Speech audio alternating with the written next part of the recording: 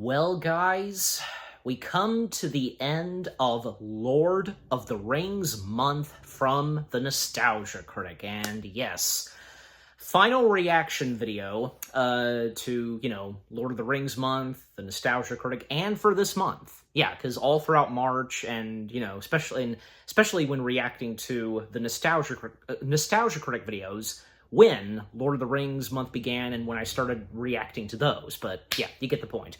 So, yes, because there's no way that he would have ended off, this month, Lord of the Rings month with just 3 movies and nothing on the last Wednesday, right?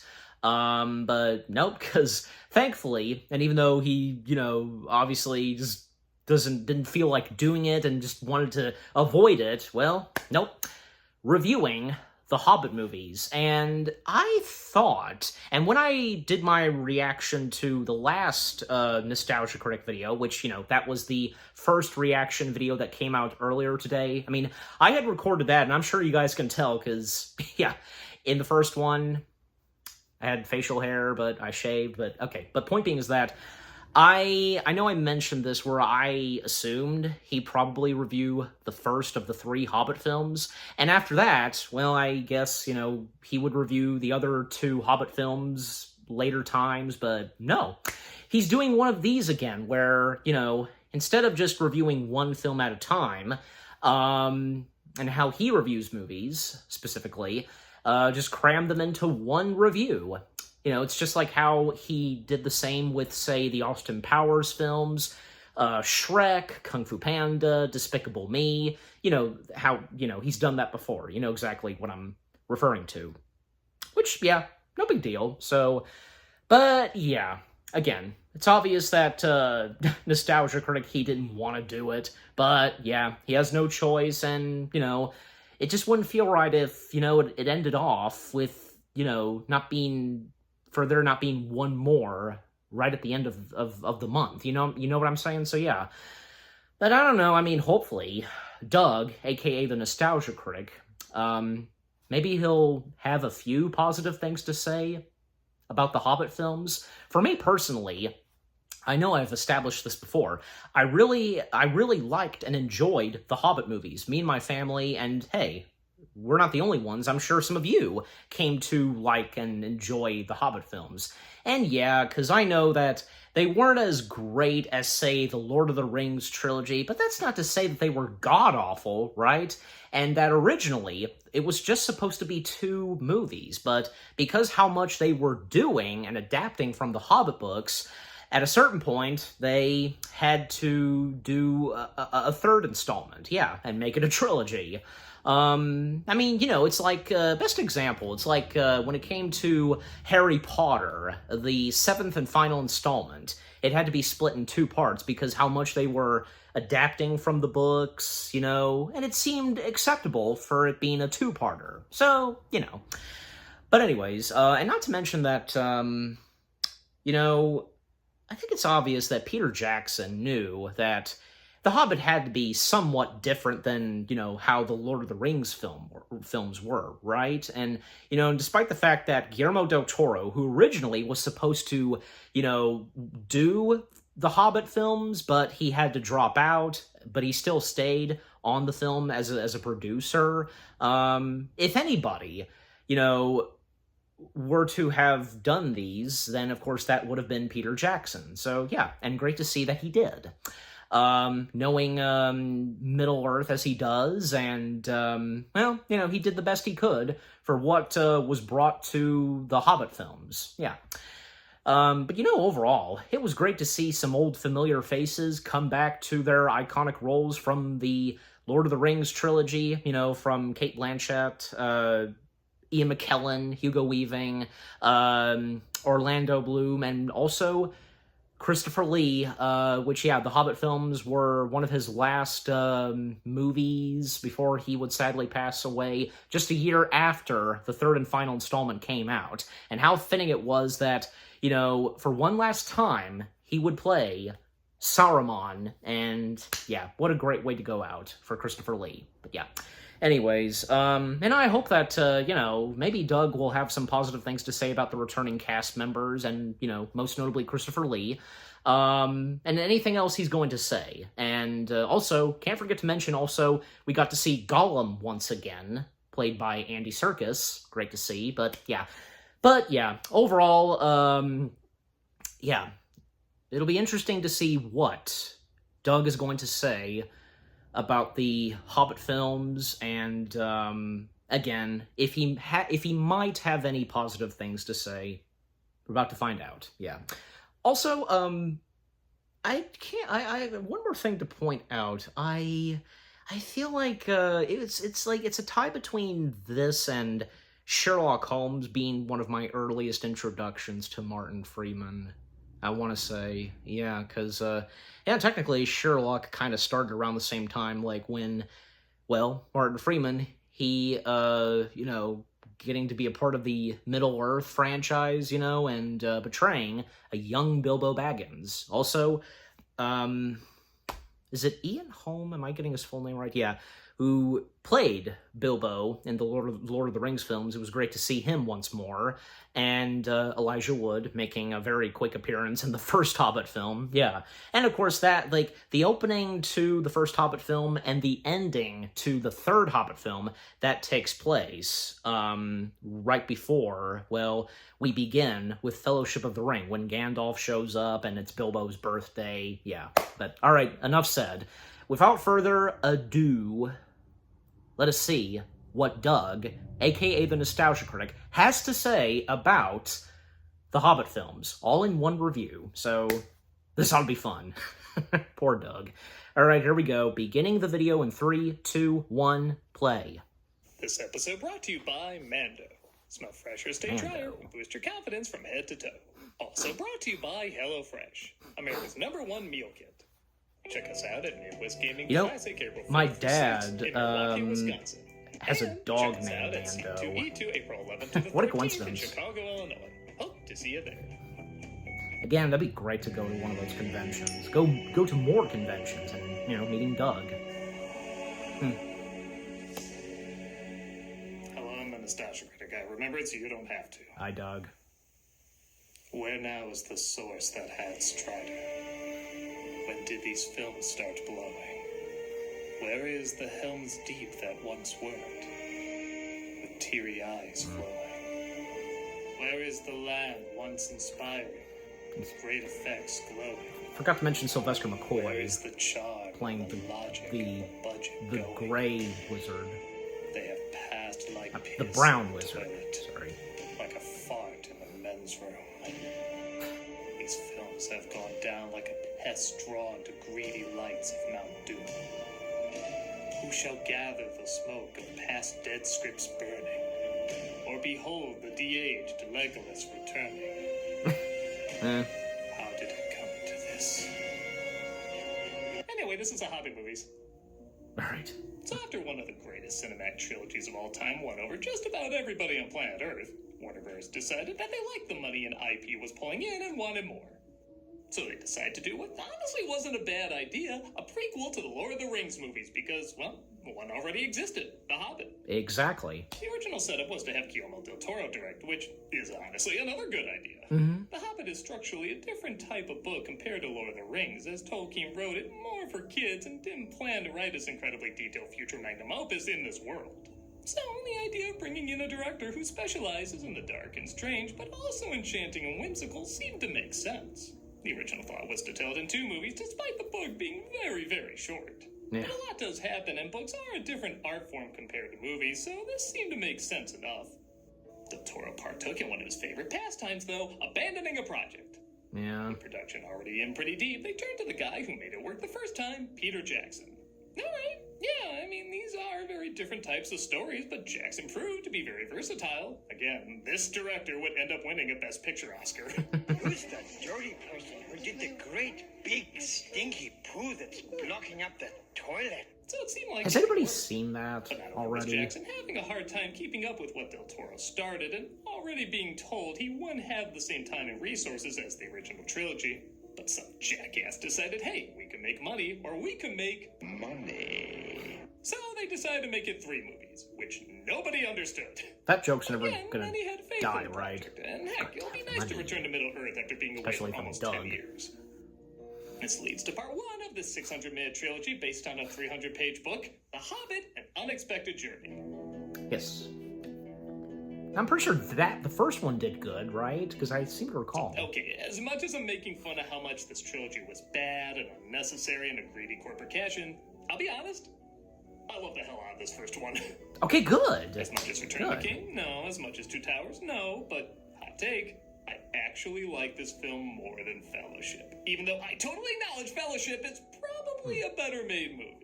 Yeah. Again, it's hard to get angry at the problems of Fellowship because, like I said, it was a proof of concept film.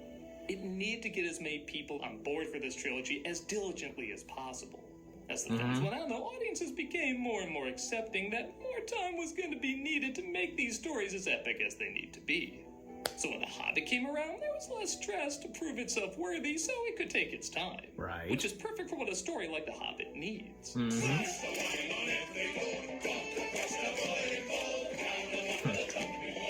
It's more laid back, it moves slower, it allows you to feel like you can breathe in this world and not squeeze in as much information as possible. You know how they cut Tom Bombadil out because they said he just wouldn't fit in the original trilogy? He would totally fit in this film. It's more relaxed and allows you to move at a slower pace.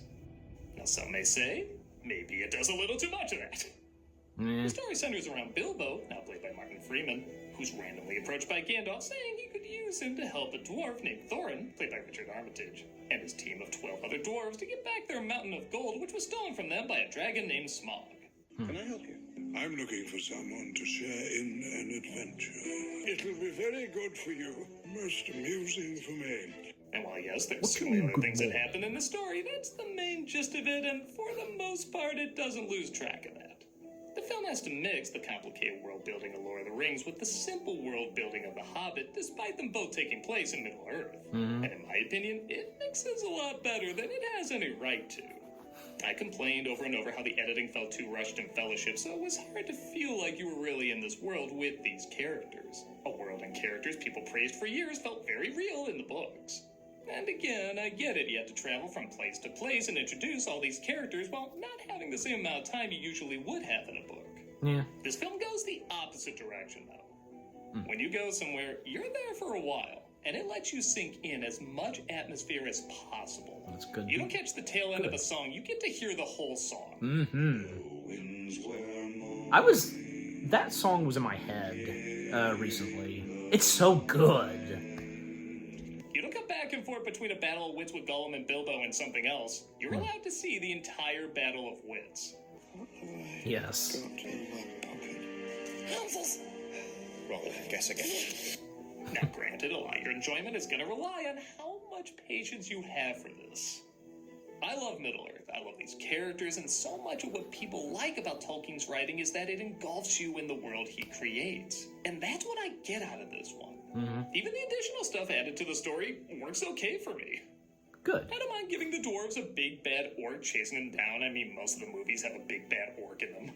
The conversation between the elves and wizards is pretty cool to see, and we get a better idea what Saruman was like before he turned evil. Oh, yes. Why he was so trustworthy. Exactly. And I like Bilbo has to choose to go on his adventure. He goes back and forth on it, and at first he turns it down, but then decides maybe something like this would be good for him.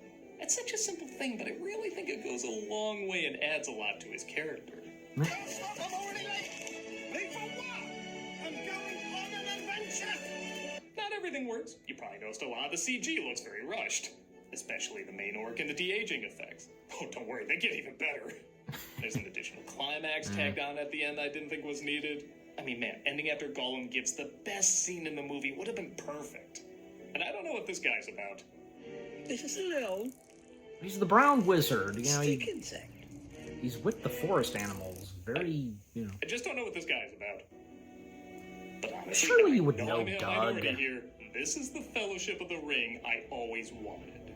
It had more patience, more of a gentle charm, but it also didn't shy away from having a dangerous edge as well. It'll go weird and dark in a way that I feel speaks to the kid audience it was originally written for, but also connects with adults who are used to the original trilogy. That'll do it. don't care what anyone says, I love this flick. It's fun, it's creative, and it's a smaller story without feeling like you've been cheated out of something bigger. Overall, it looks like this series was off to a good start. Yeah. Here we go. Like, what? Yeah, don't get used to that. Yeah. Alright. What do you gotta say about the second installment? Part 2, The Desolation of Smaug, is where things go downhill fast. Smog. And again, I think a lot of it comes down to these had to be 3 movies. There just isn't enough material for 3, so they made a ton of shit up that clearly doesn't belong. So on paper, not a ton really needs to happen. Yeah. Our heroes have to battle a giant spider, they escape some elves, they make it to a town just outside the mountain, and then they go in the mountain to defeat the dragon. That sounds totally doable for an hour-and-a-half movie. Too bad it's over 2.5 hours long. Yeah, so while I feel like the majority And what's of her fans face? probably look at She was a Peter good Jackson character. directing these like, It's not your fault. It's not your fault. It's not your fault. No, it wasn't his this is the one fault. thing I can't excuse. The length of these movies. What advantage is there to have these films over 2.5 hours? A shorter film would get more screenings in theaters, hence more money, so I don't follow it. But okay, like the other trilogy, they have to squeeze in a lot. I mean, just so much damn material, so we'll give them the extra time. Oh wait, no they don't. I could read the entire book in the amount of time it takes me to watch this movie, which is only part 2 of that book. Why? So they can pad it out for some mysterious reason. We need Freckles the elf to have her own story. Gandalf needs to journey with Tom Bombadil to see that Sauron is back. Yeah, remember in the first film when he was so puzzled by the ring, so he went to do research and saw Mount Doom bubbling and eventually put together that Sauron's not dead? Well, maybe you could skip all that and just remember back to the fact that he saw Sauron's not dead! That main orc from before just vanishes, so a lot of tension with him is gone. We spent a lot of time in this town getting to know these instantly forgettable people we're apparently supposed to care about. Hey, do girls still like Legolas? Well, let's slap some Uncanny Valley makeup on him to change their minds on that. You see, he's upset because Freckles is in love with one of the dwarves. Now, you might think that's incredibly unnecessary and stupid, and you'd be correct, but I have to give it a little bit of credit because that at least makes this dwarf somewhat stand out. Yeah. As bafflingly, this film decides not to develop these I thought the 14 romance between characters the who are dwarf and constantly the on elf, screen, not bad. and instead creates new ones out of thin air. These poor quite tough for actors who had to spend hours and hours in makeup chairs are basically mute throughout the Luke entire Evans? trilogy. There's only 3 who are developed. Thorin, because he's the lead dwarf, Baleen, so we can know who Gimli was headbutting, and Freckles' boyfriend, who I know has a name, but that is literally the only thing that sets him apart from the others. Everyone else is furniture, and because they do so little, I start to notice more and more how distracting their makeup is. They look less like dwarves and more like inside-out Oompa Loompas. And even all this, What? I could forgive if it wasn't maliciously boring. Yeah. Remember the spider I brought up earlier? I completely forgot that was a plot point in this until I rewatched it. The franchise with the scariest spider in cinematic history, I forgot even did another one in these movies. Almost nobody does or says anything of interest. All these great actors are giving their all for lines that you'll forget right after hearing them. And maybe the most insulting, this film is ugly. Every once in a while there's a pretty image, but going from the beautiful landscapes of the original trilogy and even the previous film to most of the shots looking like the lens was cleaned with fish guts is just not acceptable. How do we go from the angelic majesty of these vibrant mountains to a helmet cam from a Whitewater YouTube channel? I guess the vibe and actually pretty hard to comprehend. the vibe and feel Now, with that to the said, second I think there's installment. 2 scenes that work very well, and big surprise, they're very similar to the book. And One is, despite some of the camera work, the barrel chase. I think it's Yeah. fun and goofy and has a lot of creative energy. Some people say this looks too silly. What is this, a kid's story? Yes. Number 2 is the Yes. scene from Smaug. Now, I'll be honest, Smaug doesn't look nearly as good as what they were building up. Like, they were promoting this, showing Benedict Cumberbatch in a motion capture suit. Like, this is going to be the next Gollum. he was having. It never looks like he's You could tell he was looks like having a Sean Connery blast. dragging out a Scar-type brother. Second, Oh, God. Gollum looks enough like a human that you can capture a human performance with an actor. What the hell is dressing up Doctor Strange like a robo-dolphin gonna do? Ooh, that's so how Cumberbatch would move his wing. This doesn't make sense. Despite It still that, looks they like do a- give looks really like a good dragon. performances here. Really capturing the somewhat playful yet still very intimidating nature of this scene. I merely wanted to gaze upon your magnificence. Do you think flattery will keep you alive? No, indeed. Again, for all the film's faults, everybody is clearly giving their all in this. But sadly, it's not enough. Because it's boring, ugly, pointlessly long, and straight up doesn't capture the source material most of the time. It's a huge step down from its previous installment. So, is the final film any better? Well... No. Francis, has this ever happened to you? Good day to you, sir. No! Okay. No! Alright. Alright, but, alright, so the sponsor and such, and, yeah, so let me, skip this. And Hello Fresh, so, whoops. Okay, there we go. Alright, so, quick timeout, because I actually really don't have that much to say here, like, but I will say this, because, like, first off, what Doug said earlier, that, you know, and it's great to see that he did enjoy the first installment of the Hobbit films. Well, so did I. And I say that the first installments of the Lord of the Rings trilogy and the Hobbit trilogy, Fellowship and Unexpected Journey, you know, they're my favorites of those trilogies. Because, I don't know, because, like, it's the beginning. They're each of them are the beginnings of a trilogy, right? And, you know, with Fellowship, and I know I've probably talked about this before with Fellowship, since I've reviewed it, and I've, of course, you know, when I reacted to Fellowship, his review of Fellowship, you know, because in Fellowship, again, as I just said, that's where everything begins, the adventure begins, and you do have everyone together until up to the end, when they separate, and then when we come to the next 2 installments, excuse me, and, yeah. And, you know, what Doug had to say about The Unexpected Journey, well, he did make a good point. I mean, you know, the quick editings and stuff like that in Fellowship, what he said, that never bothered me, and if I did say this before, yeah. But I get it and I understand, and yeah, thinking of Fellowship and Unexpected Journey, thinking on those 2 films and how they were done, yeah, I can see that. And like what Doug said about the first Hobbit film, where it does take its time, and like what Doug said also, that this is what he wanted to see in Fellowship, what he was expecting, just, yeah. And I don't know, because some stuff that are in the first Hobbit film, I thought they were okay, that what Doug said, like, maybe didn't seem necessary or something, nah. And the second installment, you know, Smog, you know, I feel like I've seen something, maybe I have, where, like, someone's, you know, saying smog in that way, I don't know, but anyways, point being on the second installment, I do recall, and as I said, my family and I, we enjoyed the entirety of the Hobbit films, and even when we first saw them on the big screen, and I'm sure the same goes for some of you, you know, I mean, never occurred to me, nor did it affect me on what the second installment was like. I just thought it was pretty good. And I don't know, because, like, with what Doug said on it looking, what'd he say, dirty or something? You know? Well, but like I just said, and I think I make a good point, at least in my opinion, I guess it's just how the second installment was done. It's just the vibe and feel of it, right? I mean, it's understandable. It's happened with other, you know, trilogies or something like that, you know? They should always staying true to what it is. Even with the first installment, whatever, you know, they should always, like, have almost a different vibe and tone with what's going on. You know what I mean? I mean, it's like, you know, oh, how do I put this? Like, I could think of, like, say, yeah, like, the Star Wars films, like, you know, yeah, everything in, like, say, A New Hope, the original trilogy, everything in, like, in A New Hope was light and stuff like that. But when it came to the second installment, Empire Strikes Back, that being the dark one, yeah,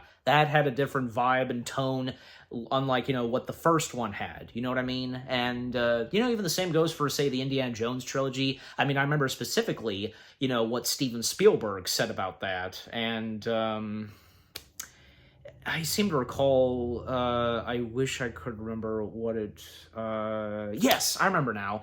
It's also like Back to the Future, and how Spielberg put it at this, where, the second installment of the Back to the Future trilogy is dark and such, and Spielberg comparing that with Empire Strikes Back, and, well, Empire Strikes Back being Spielberg's favorite of the Star Wars trilogy, the original trilogy, that is. So yeah, you see what I mean? Just like, when it would come to, say, the second installment, it would have a different vibe and feel, unlike how the first installment was. And as I said, with Empire Strikes Back, Back to the Future Part 2, and as I mentioned, Indiana Jones, of course, the Temple of Doom.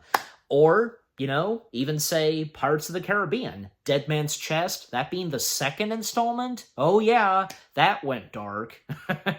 Well, even, at World's End also did, but I'm mainly talking about the second installments, the second act of a trilogy, okay? So there you go. I mean, that's what I think and how I feel about, and because of what, and to respond on what Doug, how he feels about the second installment in the Hobbit trilogy. Okay, and I'm sure you guys would think so too, but yeah. And I don't know, because, look, even though some stuff in the second installment of the Hobbit trilogy were not from the books, straight from the book, I don't know, they seemed okay. I mean, look, if you're going to include new things from whatever book you're adapting into a movie, look, it's got to make sense, and it's got to be done in a right way, in a right/good way. You know what I mean? So, I mean, look, it's like the Harry Potter films. There were some changes and tweaks here and there, and they seem to work, right? So, I'm just saying, I mean, nothing in the second installment of the Hobbit films didn't bother me, and I'm sure it didn't bother some other people, and that also goes for my parents. But yeah, I seem to recall that my parents, they enjoyed, all three of the Hobbit films. So yeah, but anyways, all right. So yeah, that's pretty much gonna do it with what I've had to say. Yeah, especially when talking about the second film in the Hobbit trilogy. But all right, back to it. Time in. All right, third and final installment. Here we go. Battle of the Five Armies.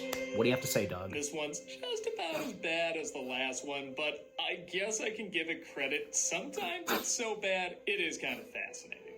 I'll be honest, the last one left such a bad taste in my mouth, I didn't even bother to see this one in I completely forgot about him. A Middle-earth movie on the big screen, and it just didn't seem worth it to me. These films were feeling like homework. I could not find why any of this was supposed to be interesting. As far as I was concerned, the film seemed done. The dragon was out, they got the gold, what else was left? Well, in the book, Smaug burns up the town that helped the dwarves, and some of the dwarves feel bad about it. However, Thorin comes down with dragon sickness, which corrupts his mind with greed and paranoia. This causes him to turn his back on the villagers, dismiss an army of elves who literally just want a necklace that I think they explained in a throwaway sentence why it's worth going to war for, and also prepare for a battle with the big bad orc from the first film. Wasn't it nice of them to write him back into the story? And if you're like, wait, that's only 4 armies, well, there's Doomworms. Oh, and these bats. Yeah. As well as some eagles. Yeah, they really don't care who fills that number 5 slot. Now, this film is clearly bad, but there were some things I was digging. I didn't think I'd get into the dragon sickness story, but this actor played it so well, I was kind of on board. I kind of forgot about the dragon sickness. It's been a while since I've seen the Hobbit films, just so you know. I believed how it took him over, and I legit felt bad for this one guy who put his life on the line for him. Smaug goes from a mini-boss in Skyrim to a pretty intimidating presence early on. I'm actually almost legit scared of this thing. Is that your child?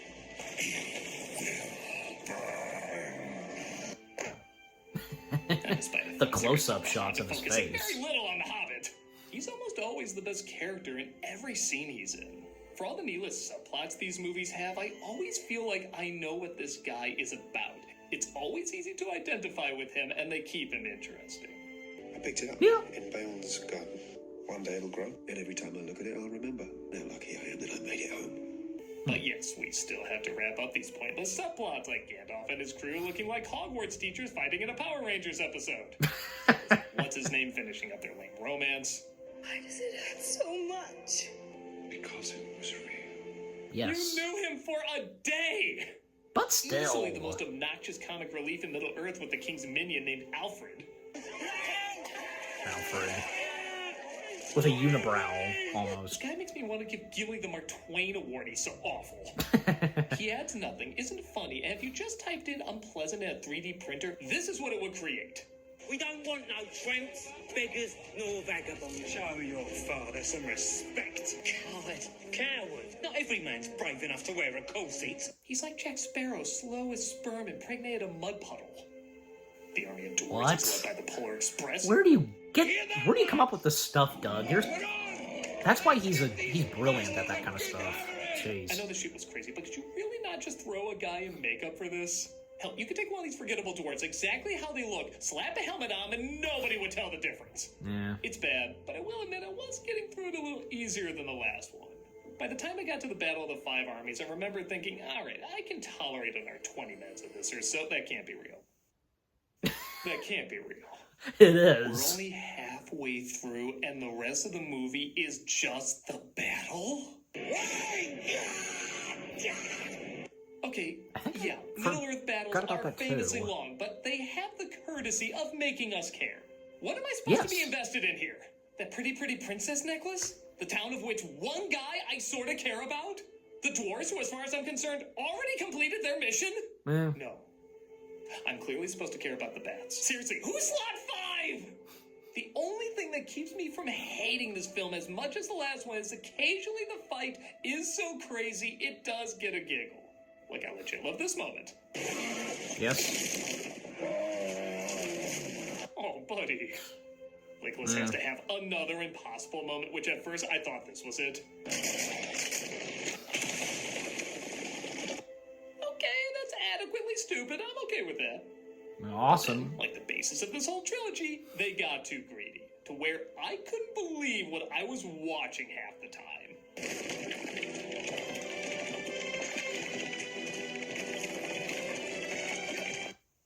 Bet you didn't know the elves were part Mario, brother. Yeah, I kind of see that now. Maybe if it could have, I don't know. I hope my family knows to tuck in the exact mathematically correct position. Oh, that's lucky. And maybe the dumbest, which, as you've noticed, is quite impressive at this point, is the final battle with the main orc. After somehow playing a sillier version of Don't Break the Ice, the orc falls into the freezing water. And he's done Wait, for. he has to make sure he's actually dead. Yep, he is. I don't think he can hurt you anymore, buddy. Well, you never know, because if there was a chance he could have, you know, gotten out Have to of be there. quite the dedication to a performance to fake out for that long.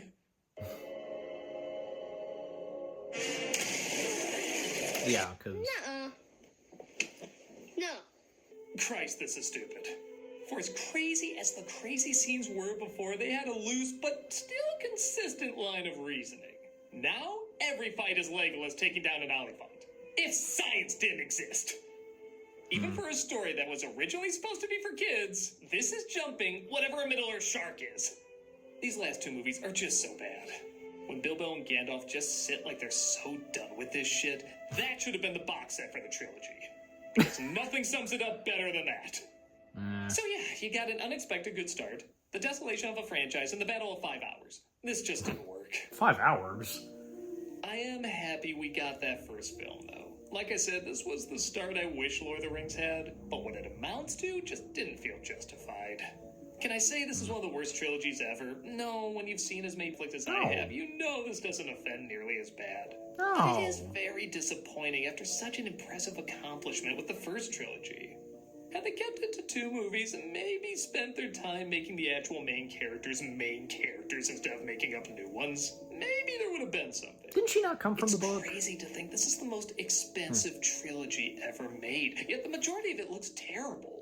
Now, my guess is this is a Justice League or Solo scenario where, because a director left and so much had to be redone, the cost went up. It's almost like shooting an entirely new movie. So on some level, I can understand some of these cut corners. It's the fact that they never kept a strong focus on the original narrative or even the new narrative they constructed. Peter Jackson admitted through a lot of the trilogy he was just winging it, and yeah, I guess I wouldn't want to be in his shoes trying to pick up the pieces of this broken production, while also trying to make the studio happy and stay true to what made the original film so great.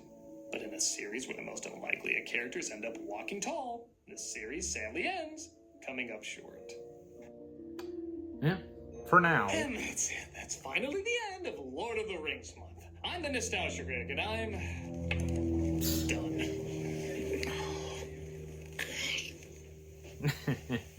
Well, Ian McKellen's kind of struggling with something. So much. Because it was real.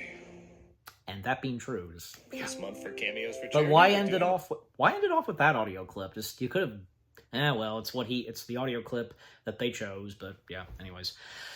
All right, and yeah, the charity shout out as always. All right, well, that's that. Yeah, that's it. Because yeah, Lord of the Rings month is done. Yes. And yep, that being the Nostalgia Critic's final review for Lord of the Rings month. The Hobbit movies, all 3 into 1. Like I said, he's done this before where he would review a series of movies into one review, so yeah. And it seemed fitting as though that, yeah. And how did that not occur to me? I'm serious, I don't know why that didn't occur to me when, yeah, it was teased that he was going to review The Hobbit. Because in my mind, and as I said in the last reaction, I thought he was just gonna do the first Hobbit film, and then whenever, he would review the other 2 installments. But yeah, but nope. Again, I don't know why it didn't occur to me that, yeah, he's done this before, and it seemed fitting and necessary that in one review, do all 3. And thus, that's what he did, which didn't turn out that bad. And I will say, his review on the Hobbit films, not bad. Yeah, again... I can understand. I do. I can understand that the second installments of the Hobbit trilogy, yeah, they weren't as great or anything like that, nor like how, what was brought to, say, in the Lord of the Rings trilogy, Two Towers and The Return of the King. Understandable. But again, it's not to say that they're disastrous or god-awful. Yeah, even Doug admitted that. And yeah, he even admitted that, yeah, it's not the worst film trilogy. No way it's not. No, there's no indications. Because, look, Peter Jackson and everybody else, they did their very best with the Hobbit trilogy. And, and of course, the Hobbit trilogy having to be very completely different, than, say, the Lord of the Rings trilogy. I mean, yeah, and... even though things didn't go as planned originally when, originally Del Toro was attached to helm the Hobbit films, and when originally it was just going to be 2, but then when Del Toro stepped down and thus Peter Jackson was brought on board, and still, like, if it was going to be 2 movies, but then eventually it was turned into a trilogy, because more that they were, adapting and such from the books, but also new additions added to the Hobbit films that weren't from the books. Again, like I said, it's fine, but as long as it's done in a good/right way, okay? That's what matters. And I don't know, in my opinion, what was added in the Hobbit films wasn't that bad at all. I had no problem with them at all. But just, yeah, and I'm sure you guys would think so too, if you feel the same way as I do. But yeah. But yeah, I mean, at least, yeah. Doug did have a few positive things to say on, the second and third installments, especially the third one, yeah. And, what I had to say about the second installment when, during timeout, but yeah. And as for the third installment, yeah, because again, it had been quite a while since I had seen and watched the Hobbit trilogy. That's another thing. I completely forgot that, yeah, up to an hour, and yeah, and the movie hasn't even gotten there yet, because where the battle happens, and, as Doug showed. Jeez, I completely forgot about that. But, yeah. And some of the jokes and stuff that he said, were pretty funny, but yeah. And, I stand by when I say that, I will defend, like, when in the third installment, we had that sequence where, you had Hugo Weaving and Christopher Lee, their characters helping out Gandalf and Galadriel, and even when Radagast, the Brown Wizard, steps in, you have Hugo Weaving and Christopher Lee, their characters taking on those ghosts and such. Like, come on, that was pretty awesome. And even though that wasn't really Christopher Lee, still, seeing Saruman, who's still a good man, and, doing his duty as the White Wizard, the main one, the leader and such, when he's still a good man, and, well, when he's taking on the bad guys. That's great to see. But sadly, as we all know, Saruman being corrupted, well, and, making his way to the dark side, basically working and helping Sauron, and the last final words from Christopher Lee in the third Hobbit film, and from Saruman, leave Saruman to me, and what would come next for him when the Lord of the Rings trilogy happens. Yes. You realize this, I realized this also.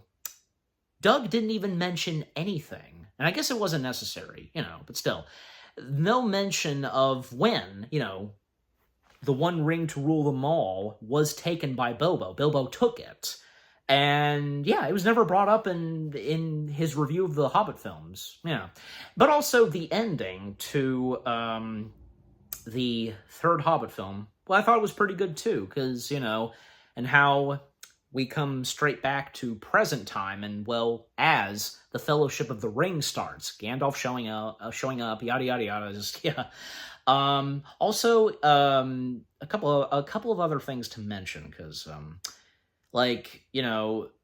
pretty good CG and, motion capture effects done in the Hobbit films. Most notably, that goes for, say, the dragon and Gollum. Oh, yeah. But the orcs, them, I didn't think they looked that bad. The white one especially. And I forgot about that too, because he was completely absent in the second film, but then he made his way back into the third film. Well, I guess it just wasn't necessary. They didn't think, there was nothing for him to do in the second installment, but that's not to say we wouldn't see him again after the first installment. No, because we did see him in the third film, but And the whole thing on the dwarves, they have their goofy moments, but man, they can be serious, even especially in the first one, where, they come into Bilbo's house and they make quite a mess, and when they're fixing dinner, but later that evening, it all quiets down, and they get serious, especially when they sing that really good song, the Misty Mountains, that was so good, yeah. And also, still, on the subject of the dwarves, because, I don't know, because when it came to the second, and especially the third installment, there was really nothing going on for them, but in my opinion, I thought they still did good. Some of them that didn't have any lines, some of them did, also, the romance between the one dwarf and the elf. You know who I'm talking about, of course. Hey, I thought that was pretty good, and come on, because, they didn't have that much time together, but still, somehow, and especially for her, building true feelings and a romance, and even when it came to the climax, and sadly, she lost him. And because it was real. The love was real, and why it hurts her, it's really a shame. It's just it's one of those things in some movies where, romance, where sadly one of them gets killed and stuff like that, and it's tough, but hey, that's life for you in movies. You know what I mean, but just, is there anything else to point out? Well, I mean, I don't know, just, that's about it, But, and I'll also say this, because Martin Freeman is Bilbo Baggins. I didn't talk about him that much, because positive things that Doug had to say about Martin Freeman in the Hobbit films, even what he had to say about Bilbo in the third installment. And some of the other characters, most notably the goof-off, who has, the unibrow, and, jeez, Doug compared him to Jack Sparrow, I completely forgot about that character, and I seem to recall I had no problem with him. I mean, he's nowhere near, like, say, oh, I don't know, Jar Jar Binks. Good thing Doug didn't go that far. Just, yeah. I mean, he did fine, and I think I seem to recall, he did his duty pretty good. Not bad. Just, he did help out at times, but, yeah, still. Hey, it doesn't hurt to at least have some comic relief, even if it's especially a full-blown character that has comic relief like that guy. But, and hey, as long as it's done really good, but, I mean, I think that what was brought to him in this is okay. Not bad. At least in my opinion, but yeah. Yeah, I think that's pretty much it, yeah, because all I've had to say on, with what Doug had to say about the Hobbit films and what I've had to say, just, yeah. But overall, the Nostalgia Critics Review, the final installment of Lord of the Rings month, all 3 Hobbit movies, the Hobbit trilogy, yeah, it was not bad. It's understandable, especially for the last 2, but yeah. But again, in my opinion, I enjoyed all 3 of them. I had no problem with them, and I'm sure the same goes for you. Yeah, but again, that was a pretty good review on what he had to say about the Hobbit films and so on. Yeah. Okay, so what about you guys? What did you think on the Nostalgia Critics review of the Hobbit movies, the final installment of the Lord of the Rings month, from the Nostalgia Critic? Anything you agree and disagree with what he had to say about the Hobbit films, and even what I had to say? Because yeah, and any of you, as I had gone on, saying in this reaction, any of you like me that actually enjoyed the Hobbit films, and did any of you like me get to experience/see the Hobbit films when they came out on the big screen? Which is your favorite?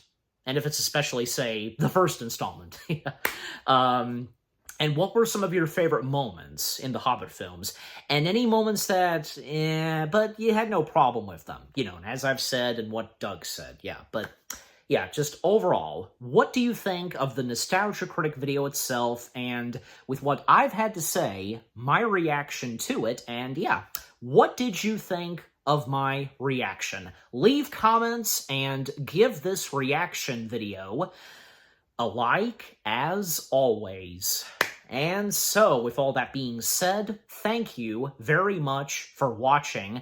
I hope you guys enjoyed my reaction to the Nostalgia Critics review of the Hobbit films, all 3 in one review, and again, this being the final installment of Lord of the Rings month. More reaction videos are coming your way. They're going to be awesome. Keep looking forward, and I'll see you guys in the next video /reaction. Take care, and peace out. The brush.